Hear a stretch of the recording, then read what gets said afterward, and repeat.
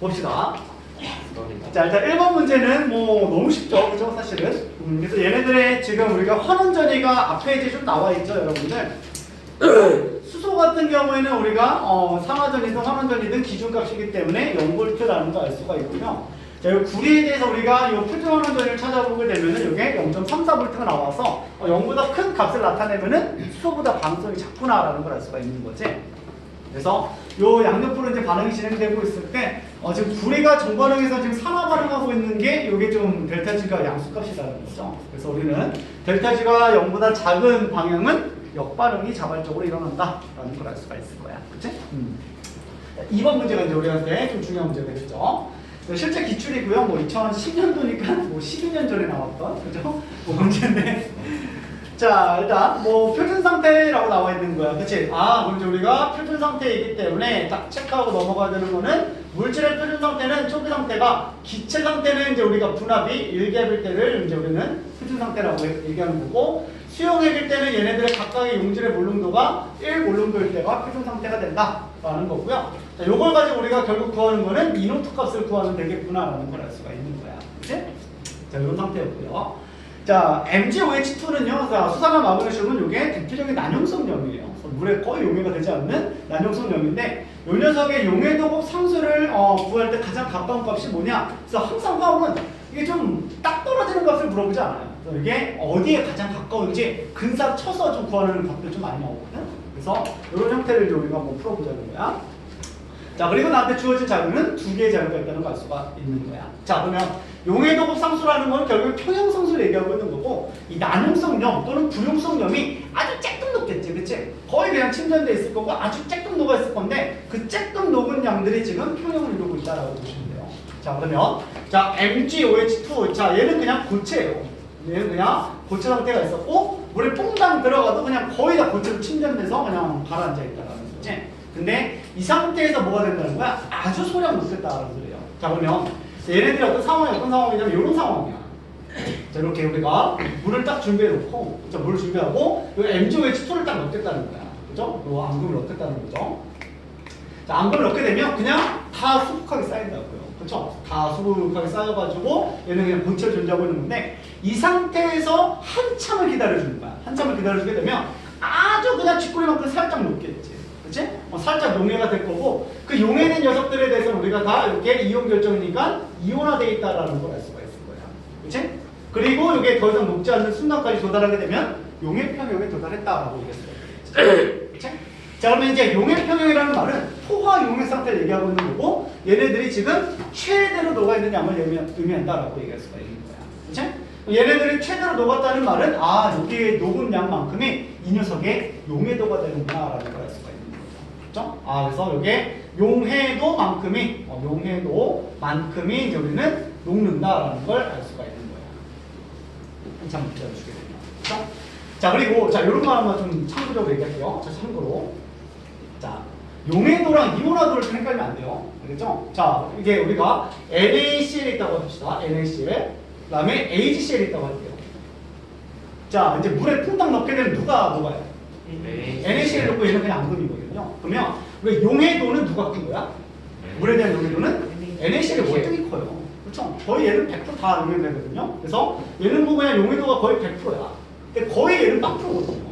그렇죠? 그래서 내가 0.001%만 녹는다 이렇게 얘기를 해보자는 거야. 용해도 얘가 월등한데, 자, 이온화도 알파는 누가 커요?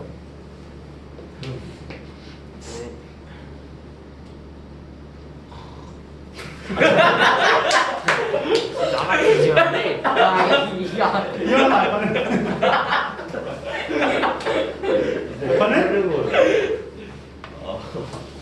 AgCl 커요. 얘는 100%고요. 얘는 한 99% 이렇게 가까운데요. 이게 왜 그러냐면 얘네들 용해도가 너무 크면요. NaCl 같은 경우에는 이게 100%다 이온화가 되거든. 그렇지? 그러면 이 한정된 어떤 용액 속에서 이온화가 이렇게 쭉 일어나다 보면 이 이온의 농도가 너무 진해져요. 그렇죠? 너무 진하다 보니까 이 이온들이 수용할 수 있는 범위를 넘어가 버려요. 그럼 어떤 일이 일어나게 되냐면 얘네들 다시 붙어버려요. 그래서 이게 용해는 되어 있는데 마치 분자처럼 용해가 되거든. 그래서 이게 이온 쌍이 만들어진다고 얘기를 해요. 이온 쌍. 그래서 이온쌍이 만들어져가지고 얘는 마치 분자처럼 NaCl 쌍이 그냥 분자처럼 용해되어 있다, 물에 수화되어 있다라는 표현을 써요. 그래서 실제로 이온화도 같은 경우는 뭐냐면 녹은 양 중에서 이온화된 양을 얘기하고 있는 거잖아. 그치? 그러면 녹은 건 많이 녹아요. 100개가 다 녹았는데 그 중에서 이온화된 거는 이거 하나 제외하게 되면은 99개만 이온화되어 있다라고 얘기를 해주는 거야. 그래서 이온화도는 얘는 0.99 이렇게 나오는 건데, 자, 앙금 같은 경우는 녹는 양은 거의 없죠. 그래서 거의 다 침전되어 있고 녹는 건 거의 없는 건데, 이 용매 속에서 조금이라도 녹게 되면 얘네들은 100% 이온화될 수 있다는 소리예요. 이온쌍을 만들지 않는다라는 거야. 얘 같은 경우는 아주 소량 녹지만 그 소량 녹은 녀석들은 무조건 이온화되어 있다고 얘기할 수 있는 거예요. 그래서 이온화도는 알파 값은 앙금이 큰데 용해도는 이온 결정 NaCl이 크다라고 얘기를 해줘야 됩니다. 자, 그래서 자, 이제부터 얘네들이 녹았다라는 걸 표현할 때 어떻게 할 거냐면 그냥 무조건 이온화식을 써주겠다라는 소리죠. 되겠죠? 그러면 자, 돌아와서 이 녀석을 퐁당 넣게 되면 다 침전됐고요. 한참을 기다려줍니다. 한참을 기다려주니까 아주 소량 녹았고 어쨌든 역반응이 아주 많이 치우쳐 있을 거고요. 조금 녹게 되면은 Mg2 플러스랑 그 다음에 두 개의 OH 마이너스로 무조건 이온화되어 있다라고 얘기할 수 있다고요. 그렇죠? 그다음 얘는 어쨌든 간에 정반적으로 거의 일어나지 않기 때문에 이 K 값은 매우 작을 건데 그 K 값을 이제 우리는 용해도급 상수 KSP라고 얘기를 해줘요. 자, 그래서 이게 왜 KSP라는 용어가 나왔는지도 잠깐 설명하게 되면 이런 거야. 자, 이 고체 덩어리는 몰농도가 있어요, 없어요? 있죠. 근데 그 농도가 항상 어때요?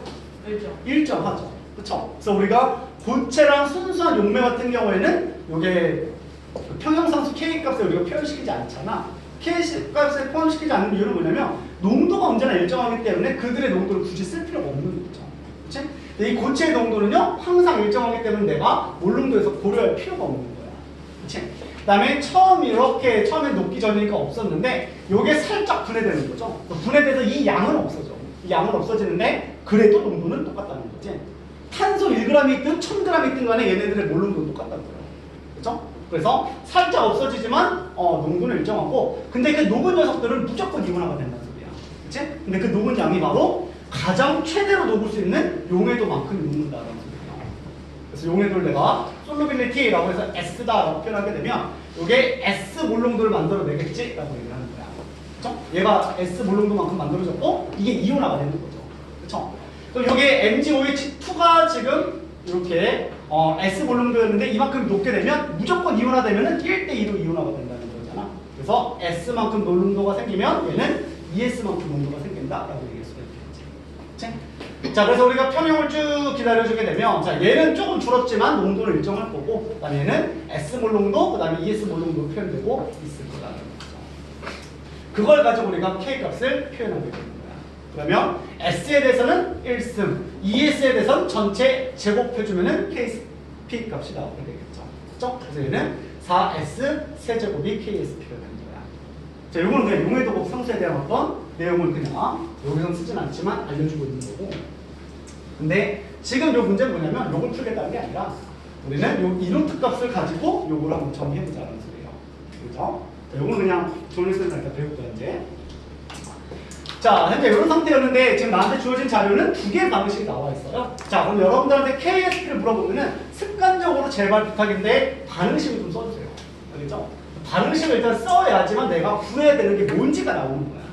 알겠지? 아, 난 이 반응식을 내가 구하고 싶구나. 이 반응식에 대해서 KSP가 있다면 이노트 값도 당연히 있는 거고 델타 G노트 값도 당연히 존재하고 있겠지라는 거야. 알겠죠? 자, 그래서 이제 우리가 이노트 값을 좀 구해볼 건데, 자, 보면 지금 나한테 주어진 자료가 반응식 두 개가 있거든. 하나는 Mg2 플러스가, 그죠? Mg2 플러스가 이게 뭐 하고 있는 거야? 전자 두 개 먹고 있죠? 전자를 두 개 먹고 있었고, 그때 Mg를 섭출할 때 그 환원전위를 알려주고 있는 거죠? 이노트 값이 얼마래? 2.36V 이렇게 나와 있는 거야. 그치? 또 하나의 방식은 뭐냐면은 이번에는 MgOH2가 여기에 있었고, MgOH2, 요 고체 덩어리가 요게 쭉 이온화가 돼서 전자 두 개 먹죠. 전자 두 개 먹고 여기가 되니까 Mg 고체랑, 그죠? 고체랑 그다음에 두 개의 OH 마이너스가 되는 거예요. 그렇죠? 이렇게 되는 과정이고, 그 그때 요때 이노트 값들 다 알려주게 되는 거야. 얼마? 마이너스 2.69 이렇게 나와 있는 거죠. 이렇게 두 가지의 반응식이 나와 있는 거야.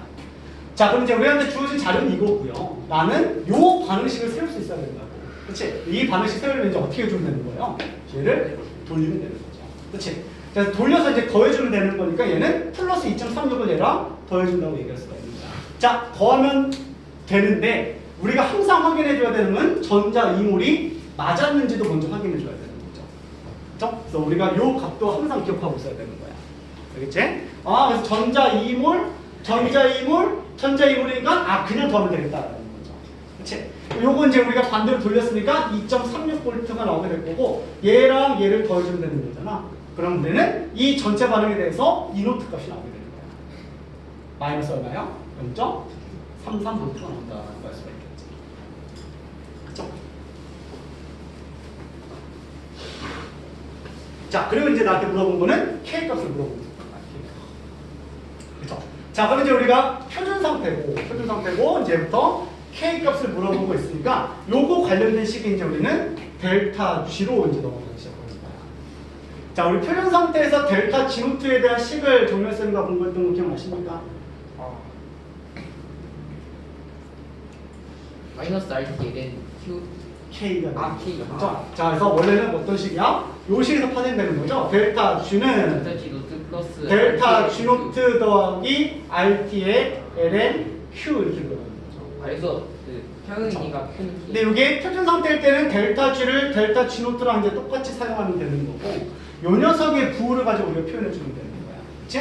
근데 어쨌든 요 K 값이라는 거는 평형 상태에서 얘기하는 거니까 얘네들이 평형에 도달했다라고 생각해 주면 되는 거죠. 그러면 델타 G가 0이 됐구나라고 얘기할 수가 있는 거죠. 그리고 나는 표준 상태에 대한 내용을 공부할 거니까 델타 G 노트는 마이너스 RT의 ln Q다라고 얘기할 수가 있는 거고 평형에 도달하게 되면 반응지 수축가 이제 뭐랑 같아지는 거야? K. K랑 같아진다라고 얘기하는 거죠. 그렇죠? 그래서 우리는 델타 G 노트는 마이너스 RT의 ln Q 대신에 K를 쓰면 되는 거고 이 반응에 대해서 이 K 값이 KSP다라고 얘기할 수가 있겠죠. 그렇죠? 그리고 우리가 전기 화학이랑 연결해 나갈 때는 델타 G 노트에 대해서는 마이너스 NF E 노트다라는 것도 알 수가 있는 거죠. 그렇죠? 그러면 이제 마이너스를 날릴 수가 있는 거고요. 마이너스 날릴 수 있고 이노트 값은 이제 알고 있으니까 이노트로 정리하게 되면 자 얘는 NF분의 RT의 ln KSP다라고 얘기할 수가 있는 거야. 자, 근데 이거 혹시 네른스트 방정식 아직 안 했는데 자 일단 요 N은 전자의 몰수잖아. 요 전체 반응에서 전자는 2몰이 이동하고 있는 거 알고 있죠? 그래서 이게 2분의 F분의 RT 곱하기 LNK를 로그 K로 좀 바꿔주고 싶거든? 그리고 얘네가 표준 상태라고 했을 때는 그 반응식에 대한, 그 반응에 대한 표준 상태는 25도씩 1기압을 얘기하고 있는 거야. 그치? 그래서 298켈빈에다가 1기압을 여기다가 대입을 하고 여기다가 8.314를 대입해서 값을 구하면 얼마 나와요? 우와. 여기 G야. 0.0592가 떠오르나요? 아, 자명하네. 로그 무슨 KS 풀리똥. 이러고 신수한 똥. 아 맞다. 이거 기억나? 일반학 했던 친구들? 아니 여기 안에 여기 안 맞지? 기억이나 여기 기억. 안 했어요. 기회가 있어요. 근데 자, 요거는 좀 외울게요. 자, 그래서 요 LNK이고, 그 다음에 F는 아까 96485, 그쵸? 그 다음에 RT를 대입을 할 거야. R은 8.314, 그 다음 T는 298K 대입을 하게 되면 그 값이 LN을 로그로 바꿨을 때 0.0592 로그 K로 바뀌게 돼요. 자, 요 식은 외워야 돼요. 안 알려줘요. 알겠죠? 이거 외워야 돼요. 이렇게 바뀌게 되는 거야. 그러면 나와요. 그래서 넣어서 계산 로그에 상용 로그로 바꾸는 과정에서 요 상수값을 기억해가지고 자 0.059이니까 얘가 대략 0.06이라고 얘기할 수가 있겠니? 요걸 이제 우리가 대입을 한번 해보자. 자, 그래서 이노트 값은 이노트 값은 우리가 아까 구했거든. 마이너스 0.33V래. 실제로 어땠다는 거야? 이 전반은 거의 안 간다는 소리예요. 그렇죠? 그냥 몇 반응이 치우쳐 있고 그냥 앙금으로 침전돼 있다라는 걸 의미하고 있는 거야. 매우 작은 값이라는 거죠. 그래서 얘는 마이너스 0.33V 이렇게 잡을 수가 있는 거고, 그 다음에 전자는 2몰이 흘러갔고 이게 0.059이니까 0.06이라고 계산하게 되면 0.03 이렇게 얘기할 수가 있다는 거죠. 그죠? 그 다음에 로그 KSP 이렇게 들어가는 거예요. 자, 그리고 약분 가능하잖아요. 그럼 이게 마이너스 11이 되는 거고 로그 K다라고 얘기할 수가 있는 거고, 그럼 KSP는 이거는 10의 마이너스 11승으로 매우 작은 값이구나라는 누가 거다. 오셨어요? 네. 구형이 아닌데 구형이 아프다고 했죠? 코로나 아니에요? 네네네. 그래서 이렇게 우리가 얘기해서 앙금은 거의 반응 진행하지 않는다라는 것도 이해할 수가 있는 거예요. 자, 근데 이게 10의 마이너스 11승을 보기에서 찾아보면 없거든? 왜 없는지 알아? 나는 0.06으로 근사 쳤고요. 실제로 데이터 값은 0.0591을 다 대입을 해줘야 돼요. 그럼 이제 우리는 뭐 해야 되는 거야? 근사 쳐야 되는 거야. 그래. 그래서 얘는 1 곱하기 10의 마이너스 11승이구나 라고 생각하게 되면 여기서 지금 개수가 7로 나와 있잖아. 7과 1은 너무 차이가 나는 거죠. 얘를 0.7로 바꿔주는 거야. 0.7 곱하기 10의 마이너스 12승 이렇게 해주게 되면은 거의 얘랑 좀 가까워진다. 그냥 7 곱하기 10에 봐요. 7 곱하기 7. 응? 7 곱하기 10이 아니에요. 7 곱하기 10을 거면 10의 지수를 많이 맞죠, 맞죠.